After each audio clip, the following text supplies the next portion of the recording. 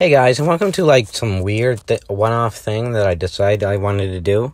I found this Dan versus iceberg, and I thought it'd be pretty cool to check it out. The original user is Banana Stealer on Reddit, on the Dan versus subreddit to be more precise. So with that out of the way, let's hurry up and get this done. Fan art. I'm assuming this entry means all the fan art of the show, which did peak during, I think the 25th of March. Chris. This is referring to Dan's friend, Chris, who is in almost, if not every single episode of the series. He helps out with Dan's revenge plots, every single time, and is basically sort of forced to. The fandom. This entry probably refers to the Dan vs. fandom and how it was created, because of the show, and basically sparked back alive, I'm assuming, after it was announced that the show was going to get a revival. Elise is a spy. This refers to the character of Elise and how she has a job as a secret spy. This, honestly, in my opinion, this kind of brings down the show a bit. And because it's basically a get-out-of-jail-free card, or an ex machina. And that's kind of why I think Season 2 is one of the worst seasons, if not the worst. Mr. Mumbles. Mr. Mumbles is Dan's cat that he got after the episode Dan versus the Animal Shelter. Mr. Mumbles is a girl, but Dan didn't know that until, I think Dan versus Art. Layer 2. Crunchy.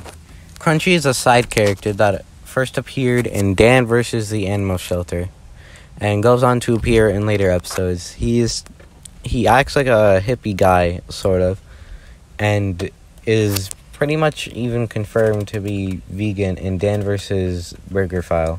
Revenge List. This refers to the revenge list that is seen in multiple times around the show. The revenge list supposedly holds all the stuff that Dan has yet to get revenge on, but wants to. Flufflepuff. This one is just actually kind of funny. It's a YouTube channel that used to upload Dan vs. My Little Pony things. The last upload was actually the first one I saw, and it was honestly the funniest one out of all of them. What sucks, though, is that if you watch it as a playlist, there's an ad after every video, and each video is 15 minutes long, so there's basically no point of that. Discord server. This may refer to the fan-made or official Dan vs. Discord server, which holds a bunch of the fans of Dan vs. and was also used in the Dan vs. revival movement. Third layer. Dan is on 15.avi. I can neither deconfirm this nor confirm this because 15.avi is up for 15 days a year, and every other time is down, so I don't even know if this one's true or not. Dan was born on Halloween. This one's probably true. I can't find it, but I did find an interesting piece of information. It turns out that Chris was born February 2nd, 1985, and Dan was supposedly born October 31st, 1975, which makes Dan 10 years older than Chris. Ted. Ted is an unseen but mentioned character and a former friend of Dan. Thus far, he has made no appearance in Dan vs., though he is written on Dan's list. Dan vs. This Game. Dan vs. This Game was a flash game that used to be on the now-defunct hubworld.com. The gameplay of the game is a typical platformer-style game. As Dan, you try to score points by collecting junk food, coins, and jumping on enemies. Fourth layer. Dan vs. Pinkie Pie promo. Oh god, this entry.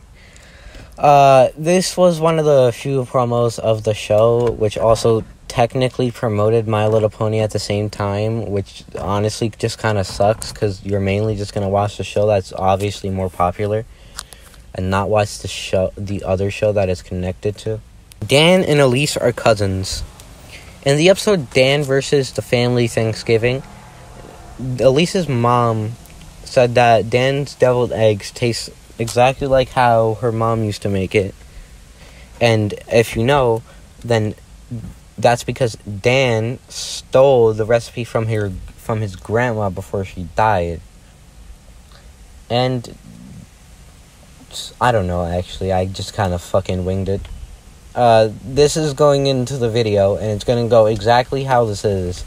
I don't care if people complain that I cursed. I'm basically just going to do this. supernatural beings. This may refer to a number of things, like how there are confirmed Yetis, confirmed that Chris can turn into a bear, seeing as he's 1/16th Canadian, the fact that there are confirmed aliens, the fact that the entire entity of Magnifico exists, and that there's technically magic in the universe. Layer number 5. Rule 34 art. Oh dear God, this exists and it is one of the most cursed things I've ever seen. I'm not going to describe it. Look it up yourself, but if you do, you will be sent to jail. Facebook page. This may refer to the fact that the creator has a Facebook page, or that the series has a Facebook page. Honestly, it's probably either or at this point. Dan vs. Season 1 DVD. This one I actually didn't know about until like 4 days ago. Yes, there is a DVD copy of the first season of Dan vs. Unfortunately, it's the only season that is on DVD. Layer 6. Dan vs. was originally supposed to be live action.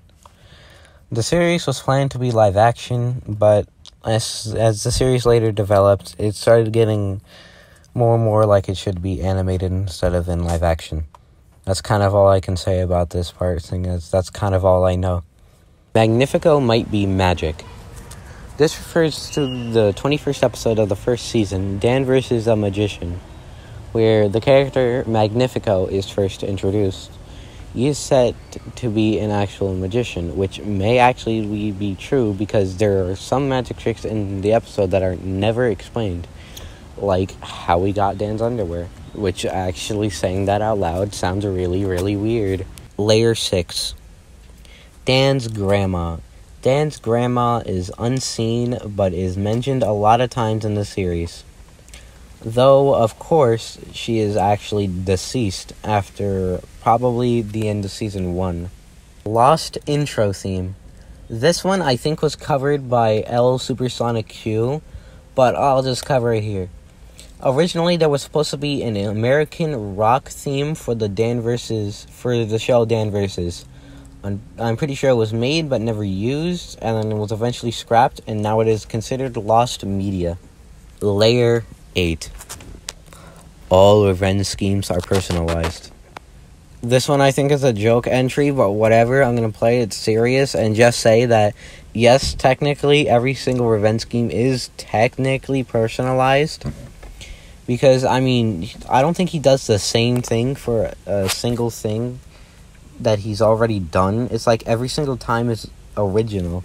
He's never done the same thing 2 times in a row. So I guess this is actually kind of true. And that ends the Dan vs. Iceberg. This is actually kind of short, and I actually, as an addendum, I kind of want to add 2 things. One, you can buy Season 2 on Steam, which I didn't know until looking up information about Dan vs. the game. And 2, there's apparently a gender-bent version of the entire universe of Dan vs. It's pretty weird, but pretty cool at the same time. Anyways, that's actually kind of the last thing I wanted to mention. Other than that, yeah, thanks for watching. Subscribe, you dingus.